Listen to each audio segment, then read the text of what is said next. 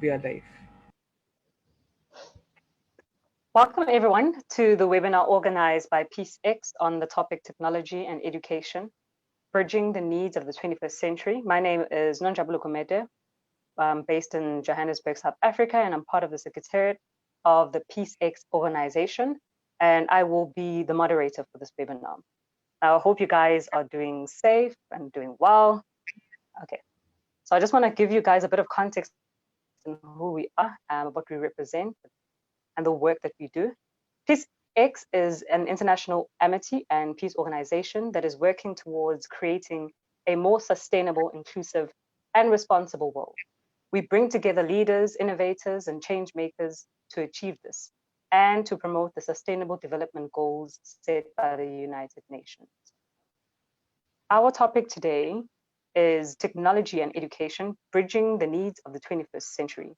However, before I proceed, I'd just like to give our co-founder, Zinia Aurora, an opportunity to share something special with you, something really exciting.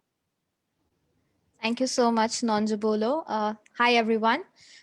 Just a small announcement and a really exciting one at that. While you sit on your laptop or phone and light up your neurons with invigorations of education, we would like to extend an opportunity to you to aid in spreading this light of education to people who live beyond the access of technology, something we'll be discussing during the webinar today.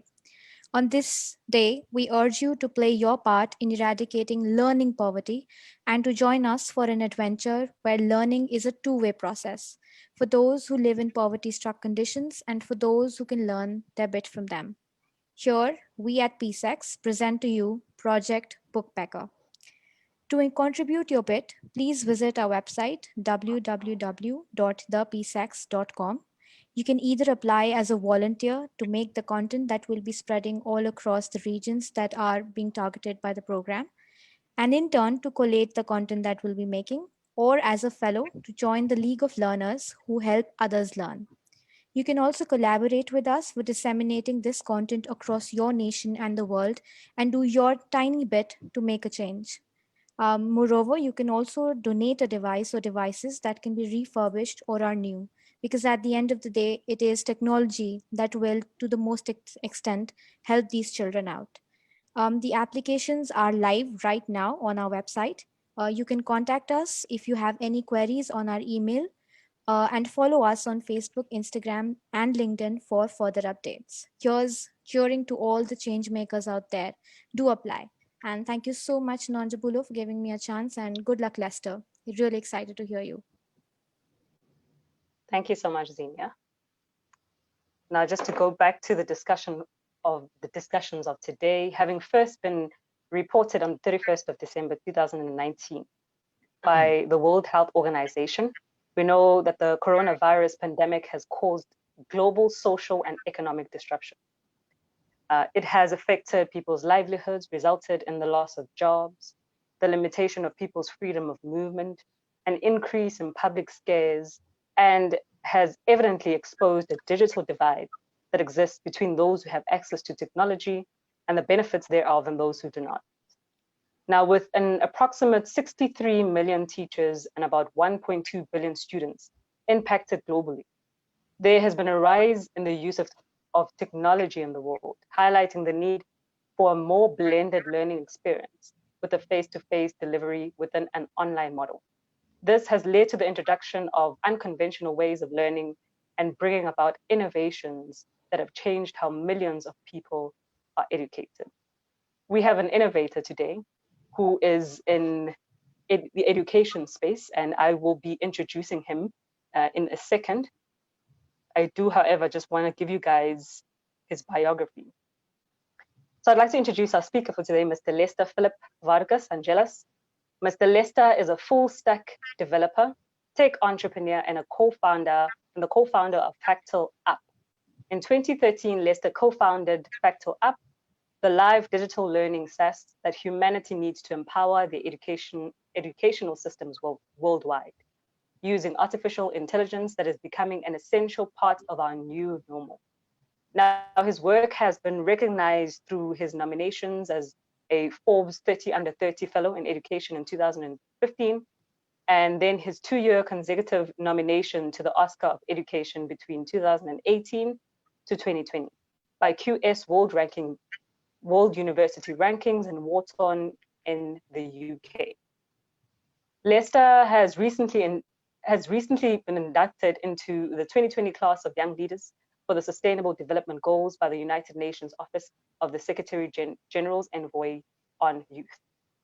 Now, we're sharing about a young man who has definitely done remarkable things in the education space, and I definitely look forward to engaging with him more. It's a passion of mine, and I know that you guys, as you are engaged today in today's discussions, I believe that there's a lot that you will learn, and you will have an opportunity as well to ask questions. But before we proceed, for a smooth discussion, I'd like to go over a few rules that we should all keep in mind throughout the discussion for this live session. Now, there is an attendance sheet for the webinar in the comment section. It's pinned to the top. Fill this out to confirm your presence. The form will be open up until 45 minutes after the session. Please note that the e-certificates will be provided within 1 week to those who fill this form in. The form will only be available on this chat. E-certificates will not be provided if you fail to fill the attendance sheet. So please kindly check the promotional and spam folder in the email if you cannot find it in the primary folder. Okay. Mr. Lester, how are you doing? Hi, PeaceX team. I'm happy to be with you and happy to answer all the questions that came from. Thank you so much. We are so honored to have you today. And I know that you're a young man, but as young as you are, you have done such profound things. So, I'll be asking you a few questions that will govern today's discussion. But I think before we even start on the more in-depth discussion of what we will be engaging on today, I'm so fascinated by your journey. I did a bit of research about the work that you've been doing, also about the country that you come from, to kind of try to understand the dynamics of what would push such a young man to the education space. I mean, from the research that I did, I would have expected that Peru was possibly a country that had a disappointing quality of education. I think that for me would have been a great motivating factor for you to go into the space. But from the research that I did, it seems that Peru has a pretty good education system. So what my fascination is leading to is really understanding what the motivations for you have been to get into the space and to tap into an area that is what I believe the foundation of any country. In education is the foundation of any country. If we do not create the right structures where education is concerned, I believe that we are bound to fail as a society. So just tapping into that, I would just shortly like to kind of understand what your journey has been as you've started up this company. Well, I dating back to 2014. I started Fractal Lab in 2013 with my brothers. And true to be said, in Peru, we saw that there are no goals in schools, institutions, and universities. I mean, they don't really care from how the graduates of the quality. So when I get older, I saw that this problem repeats not even in Peru, but in all the world. There are so little institutions, so few institutions that really care of the quality of their graduates. So I said that, how can this be possible? Truth be said, institutions of the education sectors are also companies, but there are the main structure of each country.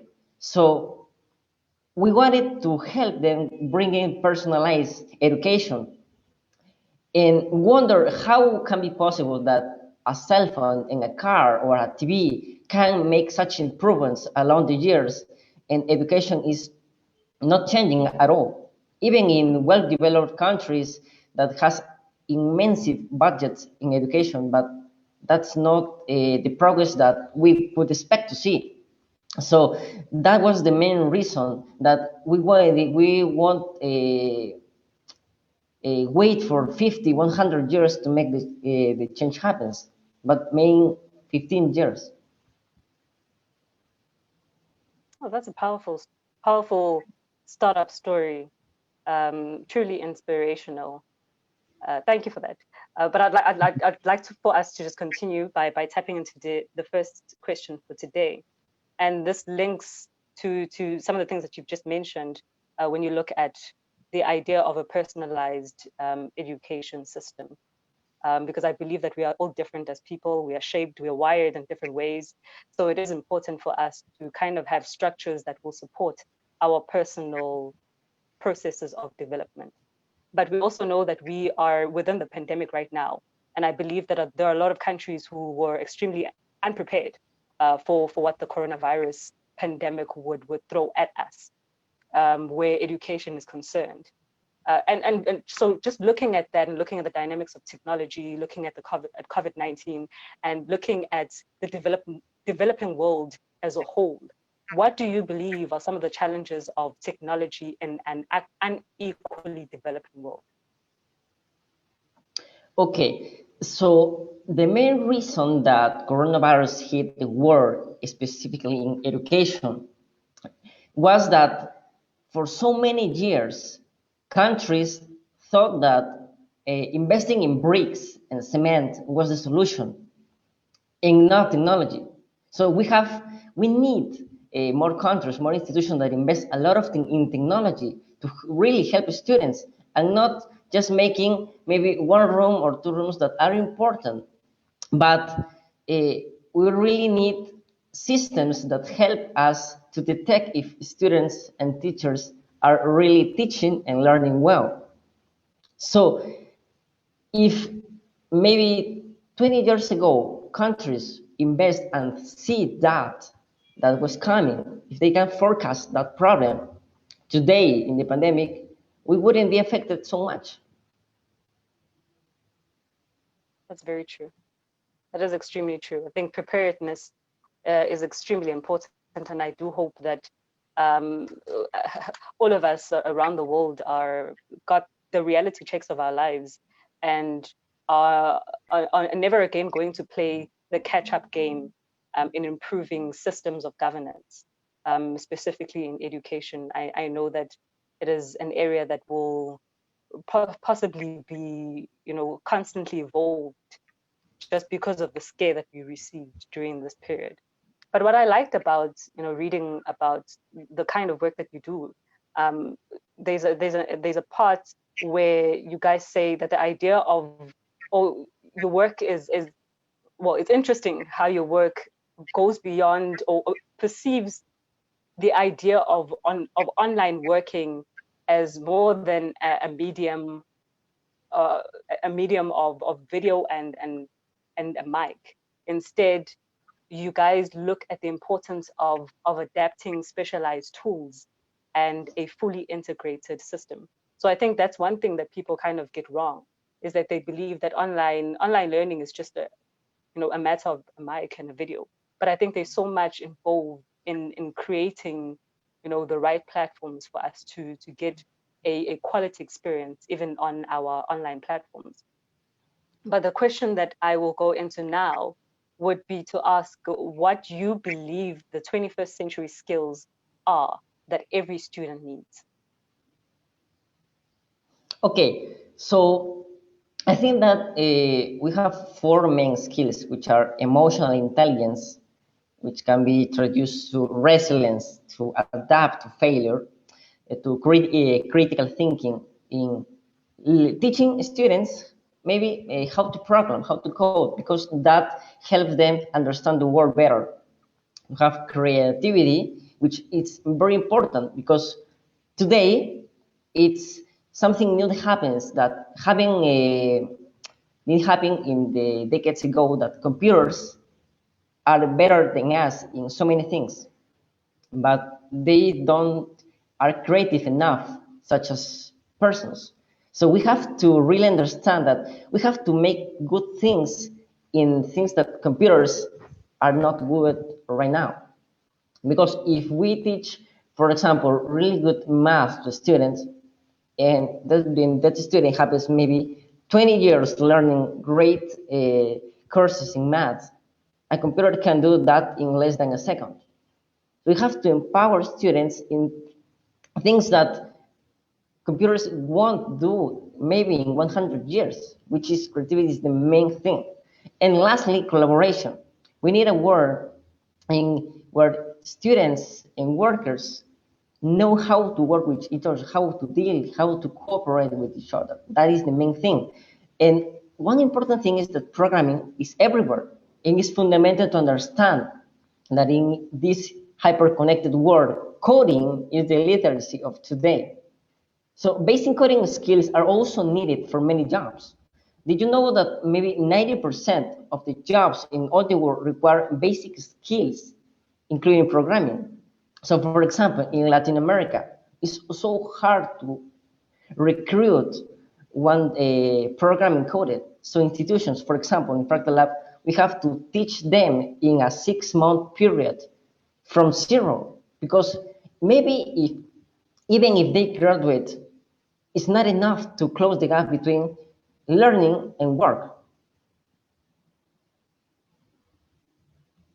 That's very true. That's very true. I think just from my own personal experiences and the work that I do, I've identified a humongous gap between university and actually going into the working environment, and I experienced that personally. Graduating and feeling like, okay, I have this qualification, but realizing that there's so many skills that I still don't have that are so necessary for me, to kind of be the full package in becoming, an employable individual, or even a successful entrepreneur. But what I really picked out from what you shared is when you speak about how there are certain things that machines or artificial intelligence will never do that people do. And it's always just one thing that always rings in my head. It's a fear that, as much as we are promoting technology, that it's almost as if we're losing we're losing that personal touch. And I think that it's one thing that we have to constantly remind ourselves, that technology is not necessarily replacing, the educator. Instead, it's kind of supporting, creating a better functional support system for teachers to better teach their learners. But where higher education is concerned, how do you think the performance is in bridging the 21st century skills gap? Do you think they're doing enough? Do you think the higher institutions have failed in breaching the skills gap? So right now, there is a small percentage of high education institutions, I mean, universities and maybe some academies, that do maybe not enough work to close that gap. Because if you have a syllabus in a university, to keep up with the high advanced pace of technology, if you place, for example, in 2020, a syllabus, when a student ends that period of learning of 4, 5, or 6 years, that syllabus is already outdated. So we need like a syllabus that continuously updates. Technology changes every day, and that's not a joke. So how is it possible that our students learn a fixed syllabus for 5 years? Even if it changed a little at that period, is not enough. So we have to change the way to make personalized education that adapts mainly to every month.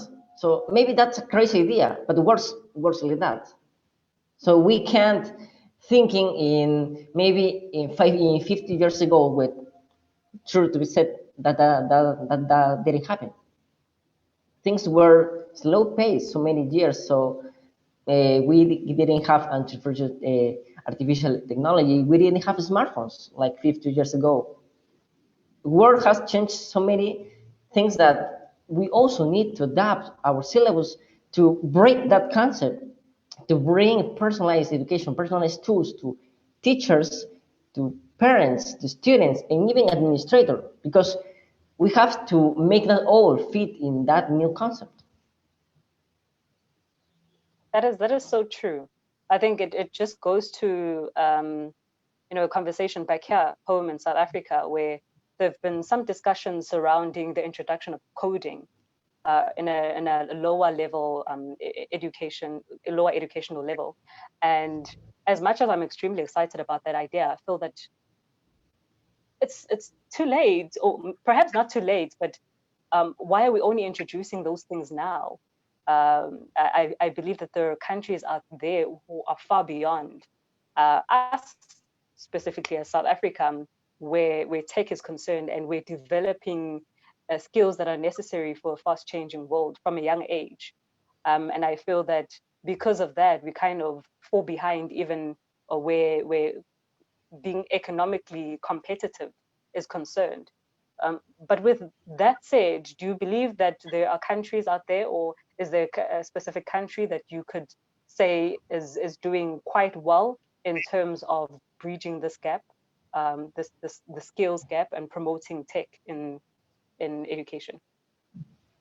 Yes, for example, we are working with the government of Qatar and some companies there to help them identify and close the gap between, for just giving an example, for medicine students.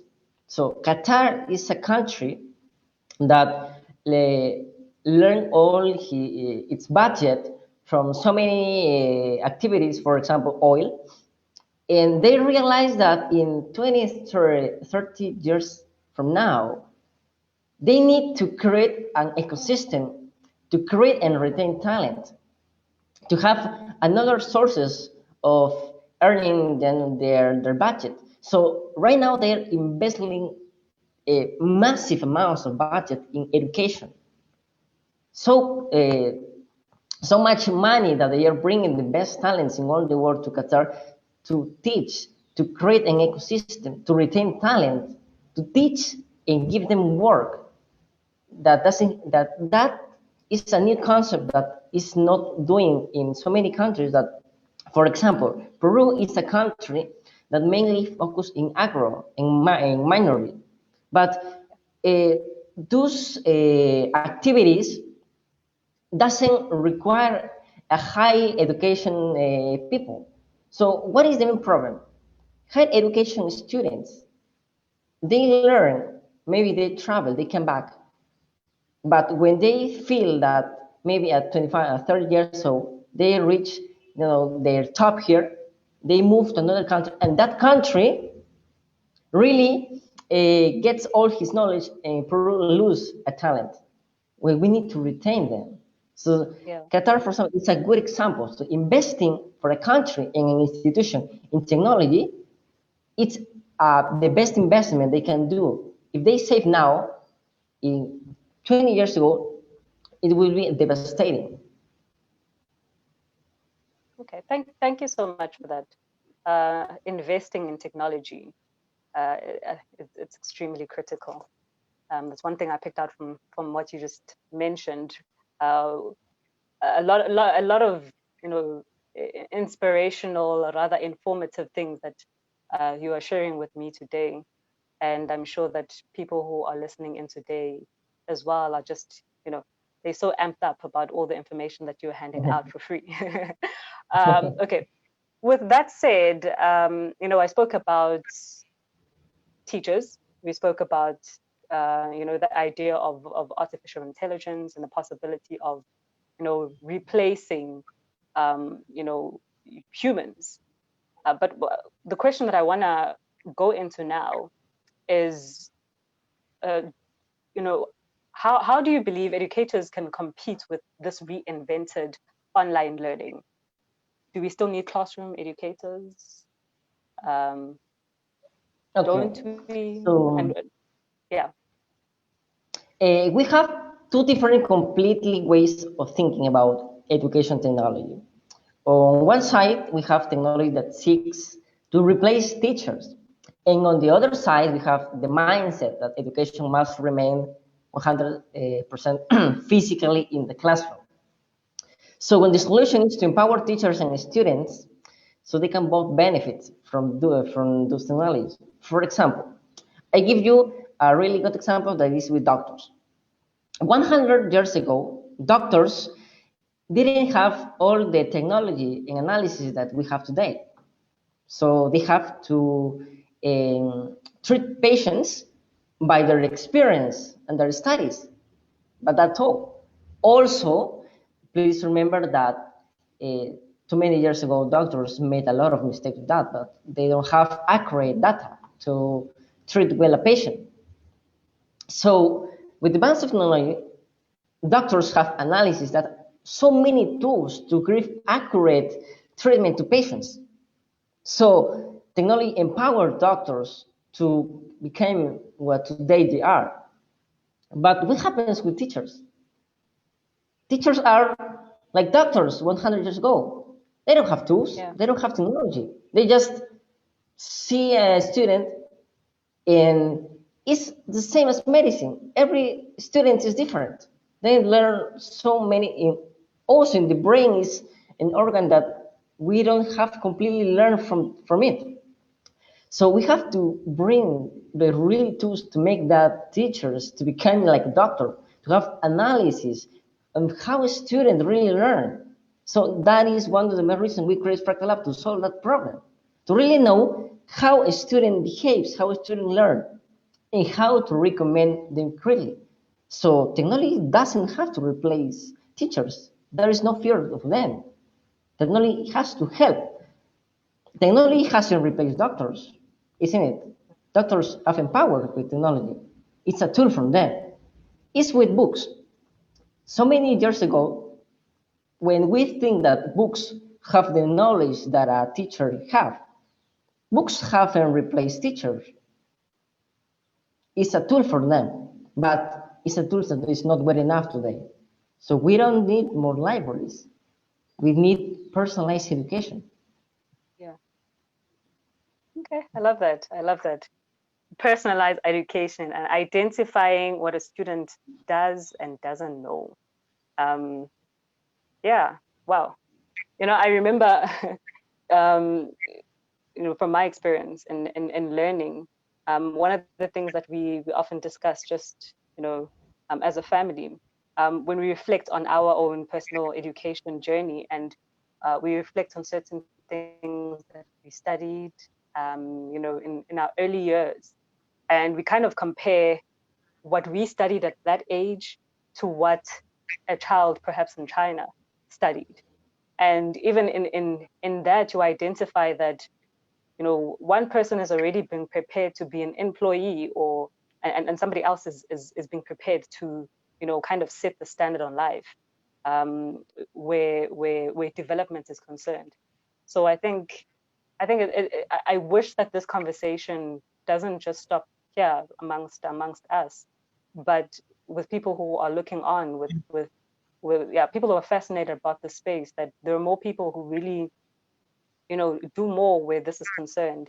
One thing I'm really passionate about is cultivating skills, and identifying how skills can be cultivated, but also identifying what skills are necessary to be cultivated anyways. But with that said, my final question before we allow our participants to engage with you is, how do we then improve our 21st century skills? What do we do? Do we sign up for courses, apply for courses? Do we do things practically? How can we improve our 21st century skills? Okay, so I think the most important thing is we need to follow and learn from the current leaders. Leaders that has gone through the difficult path along the way. So learning from the wrong people had led thousands of hours and money to losing mistakes. Right leaders are the ones that teach us by their experience in the field. So rather than just going to the theory, we need more than that. We need learning, here experience. Here, how can I go? What is the correct path? What is not? I mean, failure is important. Making mistakes is important. Because if you don't do that, you won't learn. But also, we can't make mistakes all our lives. We don't have enough time. So theory is just 10% important. 90% is taking action on. So we need to hear from good leaders. We need to ask them. We need to follow them. We need to learn from them. I mean, since college. Yeah, I completely agree with you. If our leaders' minds are in the right space, then I think us as citizens, we are destined for greatness. But if we have leaders who are just as confused as they follow us, then it becomes just a domino effect of destruction. But leadership is extremely important, and as a young leader yourself, kudos to all the work that you're doing, inspiring us. So now I will open the floor for our participants to send in their questions. Please write your questions in the chat box, and we'll be asking the questions that you have sent. Okay, there's some that we might not be able to address, but we will try, to engage as much as possible. Okay.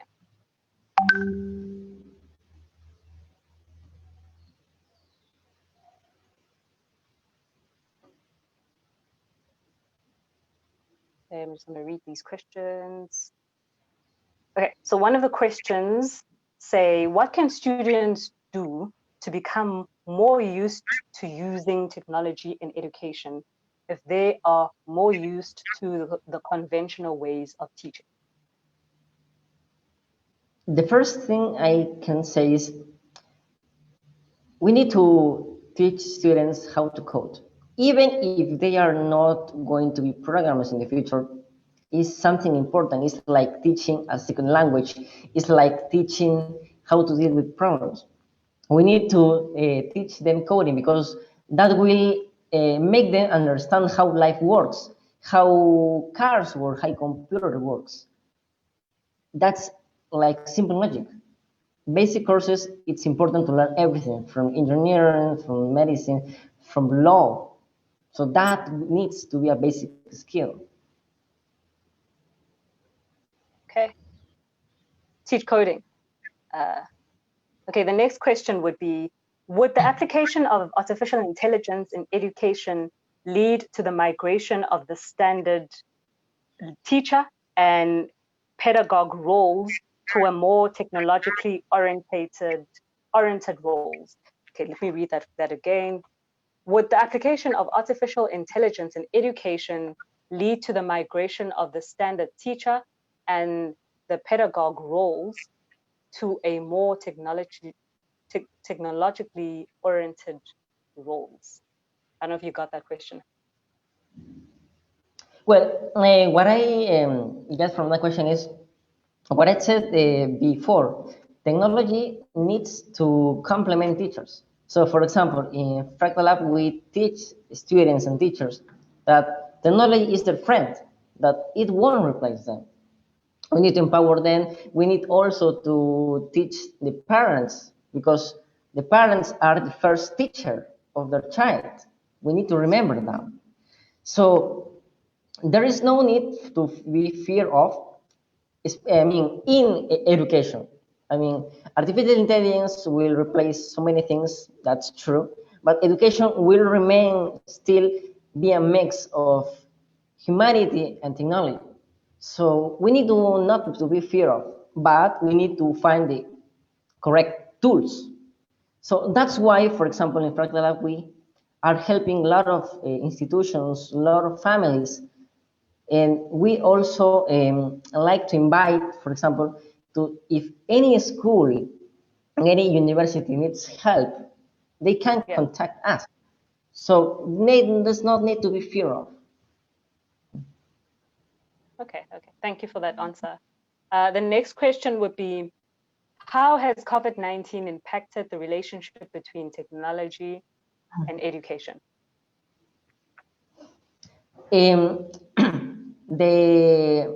pandemic wouldn't have that such effect if technology would have been important for governments 20 years ago. The pandemic has revealed a lot of failures of the systems in banking, in medicine, in education, because the priority that some institutions and governments are on the physical space.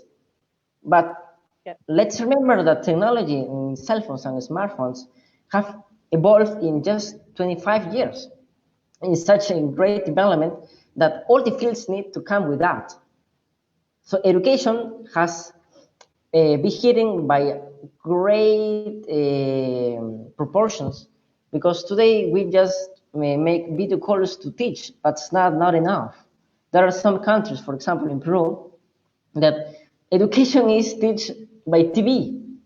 So they just present a program made 2 hours or 3 hours a day at much, but the government doesn't know if the child are learning.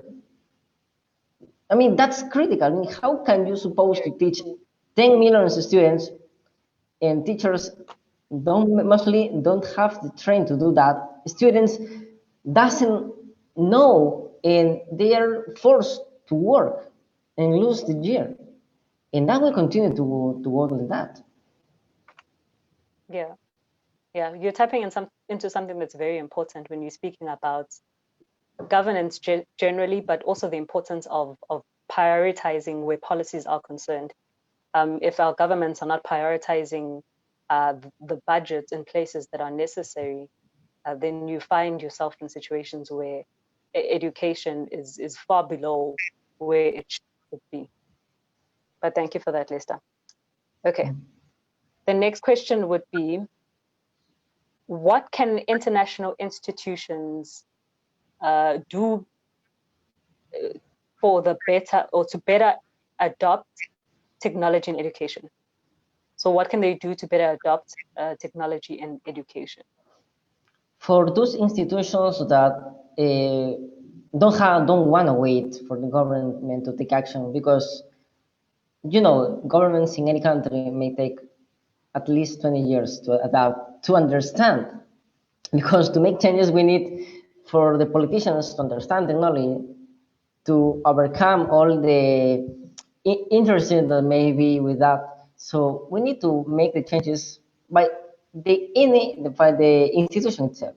So if any institution wants to make the difference with the work that we are doing with the United Nations to help more institutions in so many countries, I want to invite that any institution, any school, any university that wants to really take care of the students, to really help those graduates, to contact us at info@fractalab.com so we can help them.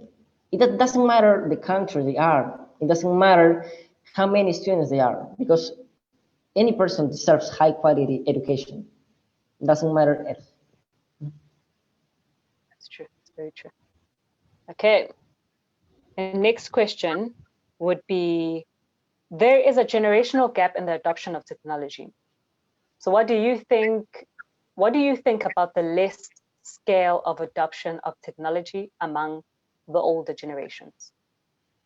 Yeah, that's a main problem, because when we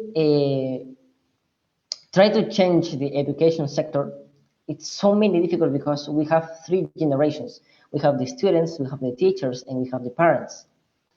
It's completely different to any other sector, because in retail, in health, the person that you want to help is just one.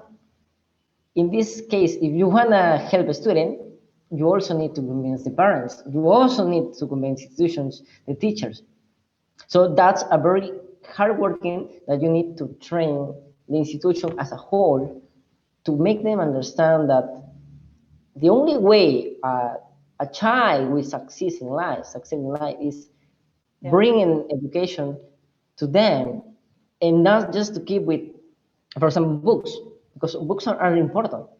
But the way you learn is so slow that some child in other country will grow faster, and they will be better than you. And that's not what we need.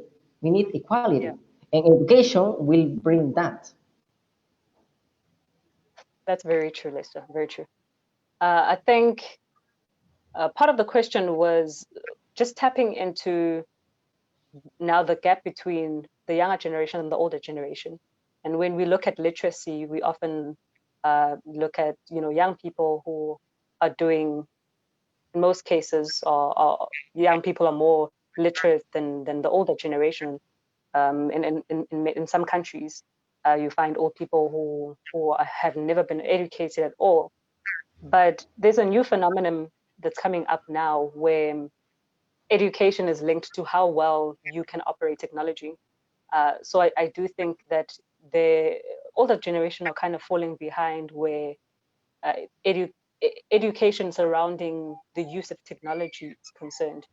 How do you think we can approach that as perhaps younger people, and just helping bridge that gap? Well, it's not too late to start learning. The worst thing we can do is that stop learning. There is a mindset that as you get older, you know more things and you stop learning, which is wrong. And that's a very difficult mindset to break, because if you find teachers, for example, most of them doesn't want to learn or doesn't want to adapt to new knowledge because they think that they don't know.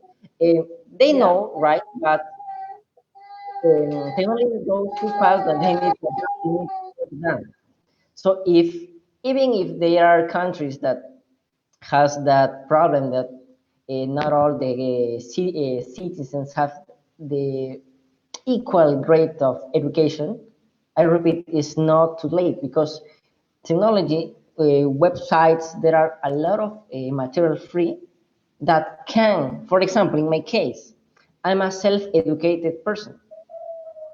I didn't invest in costly institutions. I just needed an internet connection to learn all the things. It takes time, but you can. So it's not a matter of money. It's just a matter of how you wanna create or how you wanna be educated yourself, and that is enough. That's very true. Thank you for that answer. Okay, just a few more questions left. There might be a lack of sense of reality that might arise due to the technological advancement among people who aren't well educated. What do you think would be the future applications of AR and VR in education? Okay, so the camps of VR and AR are really important in certain fields. For example, you can really teach a student about how the human body works by paper. Maybe you can at some percentage, but how can you make them imagine?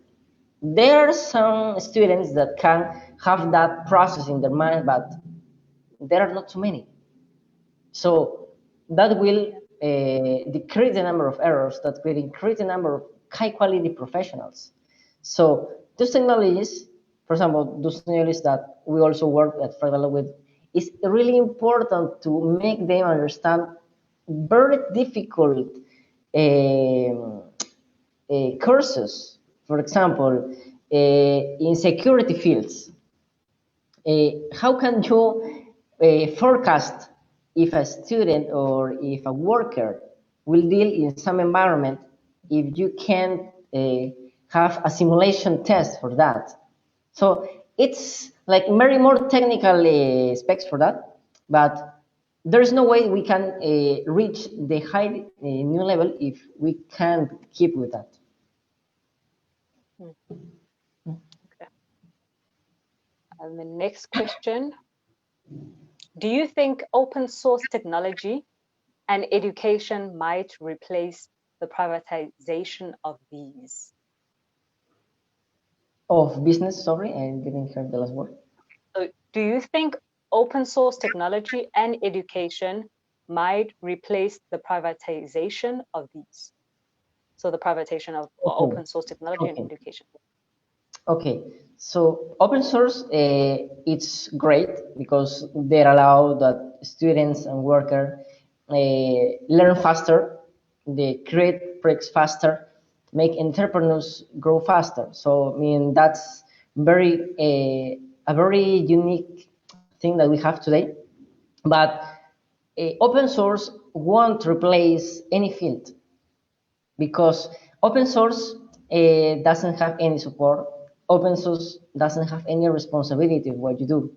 I mean, it's like open source, for example, it's like free books, like or free songs that we have classical songs. So you have them, it's free, but that doesn't guarantee anything. You need support, you need a good team, you need to take really care of a solution, you need to accomplish a goal, you need to resolve a problem, for example, in education that we are doing. So open source is great to start from, but that won't replace anything, and you won't have any institution that has been replaced by open source. Maybe you can find some institution that use that as a core, or maybe it's a competitor, but it won't be replaced because there is nothing like good support, like a good solution for a really good problem that doesn't, the open source doesn't accomplish that.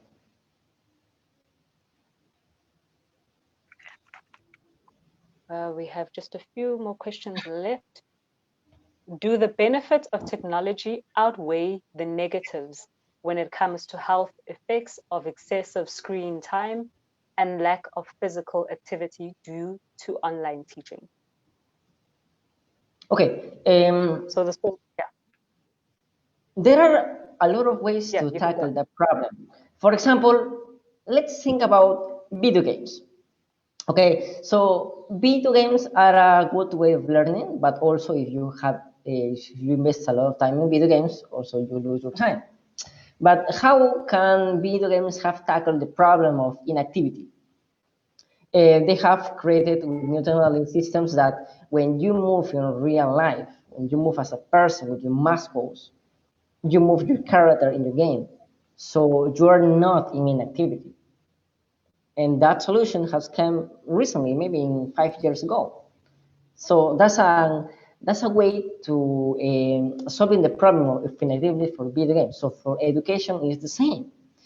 Right now, investing a lot of time in screen or in a laptop or in a mobile is the thing that we have to do right now. But with the AR and VR, we're solving that problem. We're solving the issue that, for example, in Fractal Lab, what we do is with school teachers, we are bringing those headsets to make them realize that you don't have to spend all your time on a screen.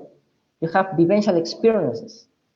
So it's a way to migrating from 100% screen to vivenciate, to make them real.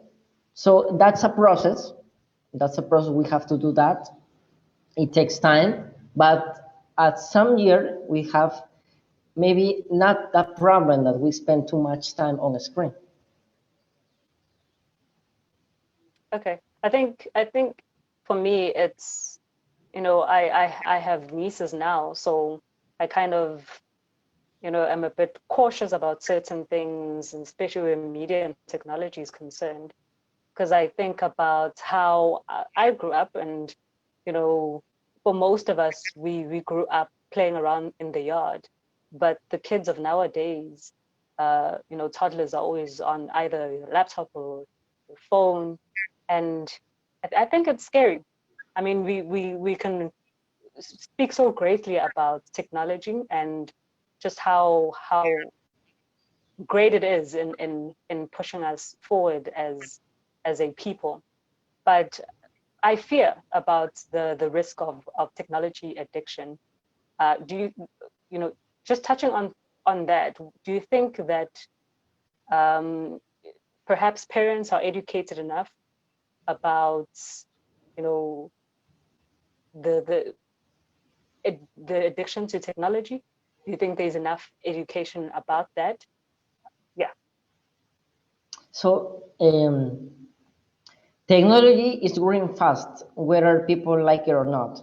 That is happening, that we won't stop. So we have to keep with that. We have to find ways to solve those issues. Okay, so for example, some applications in the time has placed like locks to avoid addiction, and there are lots of issues that may arise with that, but we need to adapt. Okay, nothing is perfect. We need to learn to keep with that. For example, one problem that we saw some years ago,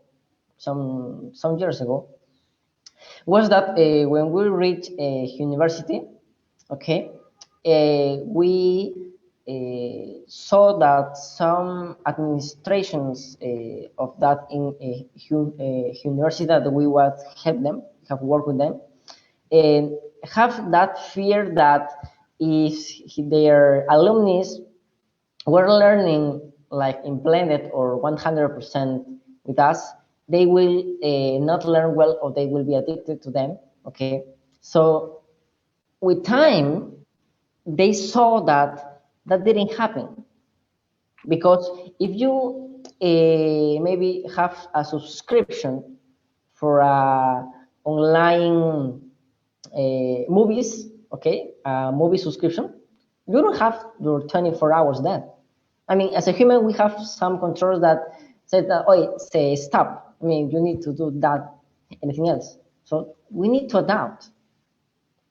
As science says, if you don't adapt, you will die. And that happens. Maybe you won't die, but you will not succeed. You will not get your employee. You will not get your entrepreneurship going well. That, I mean, you need to tackle with those maybe bad things, but that's things to go. Yeah, adapt or die. I think with any good thing, if it's done beyond moderation, then it could possibly be a bad thing.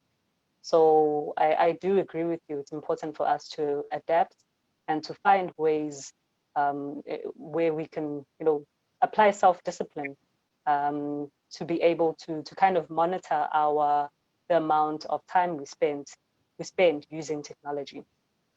Okay, so I think we have, let me see, I think we have 3 more questions.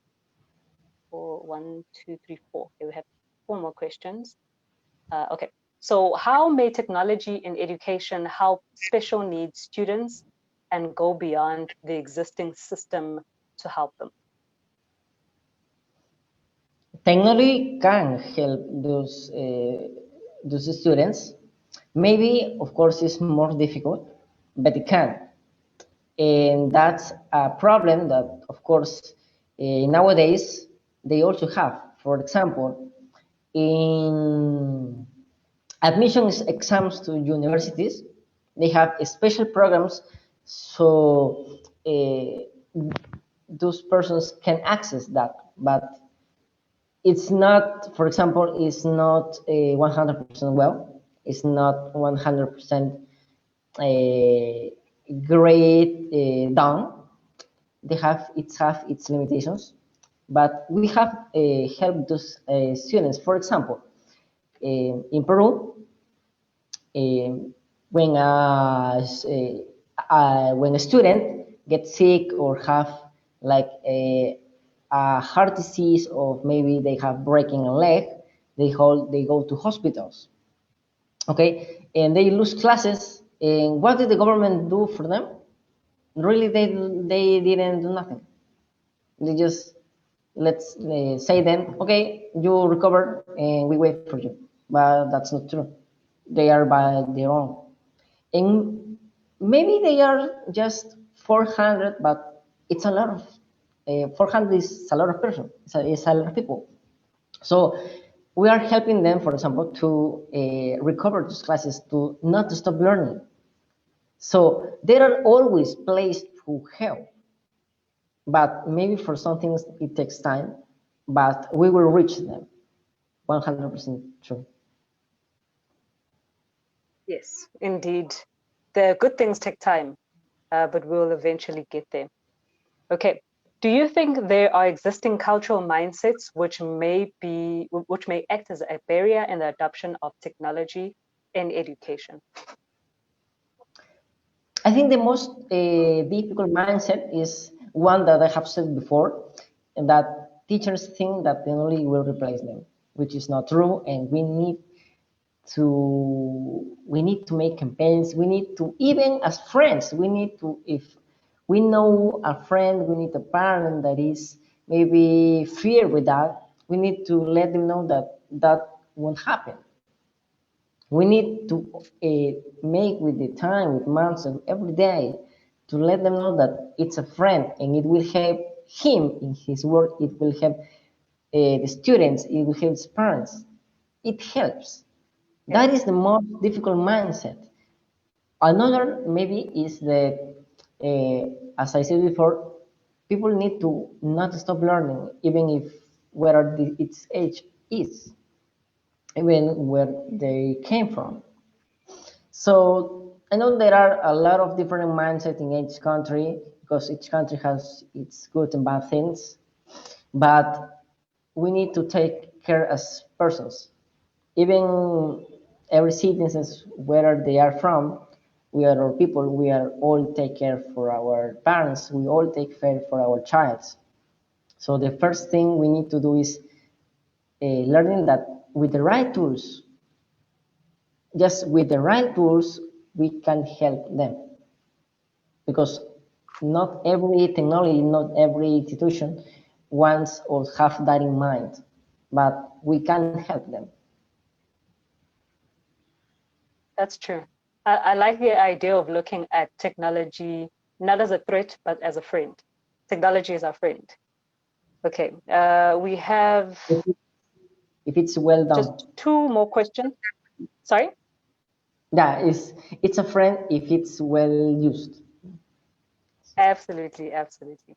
Okay, so we have two questions left for you, and then, yeah, we will close off the question section. Okay, so what do you think about the relation between the fourth industrial revolution and the digitalization of education? Okay, when the first and second industrial revolution came from, when it came, there are a lot of jobs that were lost. There are a lot of people that were affected by factories, but the truth is that jobs were not lost. They were redesigned. Employment shifted away. And right now we are in the third revolution, the technology revolution. So that's when you read in news that a lot of people will and are losing its jobs. It's happening like in the second industrial revolution. They're not losing its job. Jobs are not lost. Maybe they decrease a little, but they are shifting its fields. So that's why coding is important. That's why personalized education is important. That's why emotional intelligence is important. So yes, you need to have very fear if you don't adapt. That is because you will lose a lot of things if you don't change your mindset. You need to have digital tools. You need in your schools, if your schools are not using education technology, you need to have a voice for that because your friends will be affected. Maybe you won't see this in 1 or 2 years, but you will remember it in 5 and 10 years if you didn't do anything to change that. You need to make institutions, schools, use them. You need to make them hear you that education technology is really important. They need to adapt, they need to use it, they need to personalize its education, or you will be really affected as time passes.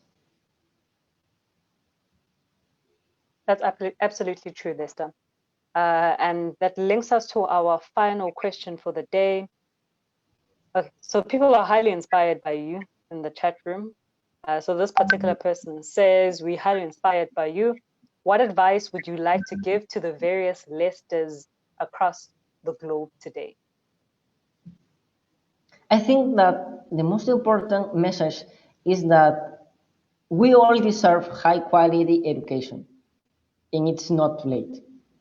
We need to start from ourselves. We need to our institutions use technology. It's not too late. We can do that.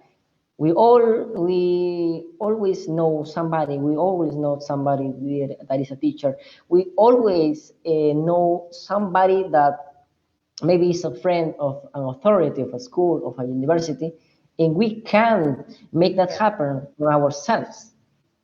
So that's why with the United Nations, as said before, we are in that crusade of education to help at least in these 2 years to 10 million students around the world, not from a specific country. So I would like to invite that anyone that knows that wants to make this happen in any institution, any schools, even if it's the smallest one, to write us at info@fractallab.com to help them to revolutionize your school, your institution, because you will be really benefit from this as time passes. If you don't do that, if you don't speak with friends, if you don't learn from news, if you don't know how important is education, technology, you will regret in the next coming 5 or 10 years. And that is something really important to have in mind. Thank you for your words of wisdom, Lester. I had an amazing session with you. I for sure learned so much. I'm not, I'm passionate about education, but I'm not much of a techie. And I think I learned a lot from just the discussion I had with you today. And I'm sure that people who have engaged throughout this lesson have truly gained valuable insights to take home and apply in their personal lives and possible projects that they are passionate about as well. So thank you for setting time aside to have this conversation with us today. We truly appreciate it. We are so honored. Well, I thank you for the invitation, and as I said before, we are always willing to help anyone that get with us, anyone that wants to change. We are here to help them in that change. Thank you so much. So for all the world changers there, I hope you guys will be reaching out to Mr. Lester to engage with him on the work that he's doing. But we also have an awesome project coming up, as Xenia had mentioned, and we are looking for young, motivated individuals who can lead their countries and PeaceX's global movement for promoting a more inclusive, sustainable, and peaceful world. Being a delegate res publica will give you the opportunity to connect with like-minded people all over the globe who are also fueled by their passion to make a difference. So what is in it for you? You will get to attend meaningful discussions, participate in thought-provoking competitions, and network with inspirational people. But most importantly, PeaceX will give you the platform to be at the helm of its mission, where you will be the leaders bringing the sustainable development goals set by the United Nations a reality. So I hope you guys, you wonderful world changers who are engaged today, the registration, or rather register to be an ambassador and participate in ripple effect of change that we are trying to make as young people in our countries. So if you are interested, we will be sending the details and participate. Do participate. Okay. So we have the crux of our session out of the way. And unfortunately, we are now nearing the end of our session. It's always just such a sad moment for me to say goodbye to wonderful speakers I connect with. And today is one of those. Had a great session with Lester, and we now have to say goodbye to him. But I do hope that we will have further engagements with him in the future. But what I would like to do is just to request my colleagues, so all the PeaceX members, to switch on their cameras for a group photo. We also would like to request you to check out our social media handles to get the latest information about our events. And more than anything, I'd like to thank everyone who has been engaged today in making this webinar a success. I know it takes a lot of hard work from these wonderful individuals that that are with us today. I would also like to thank, again, I'd like to thank the participants for tuning in.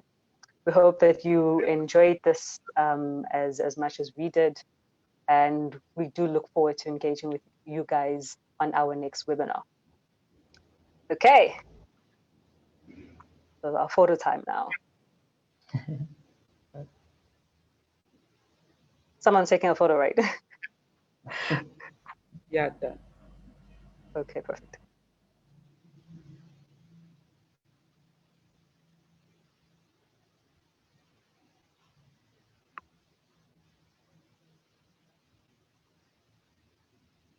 Okay, done.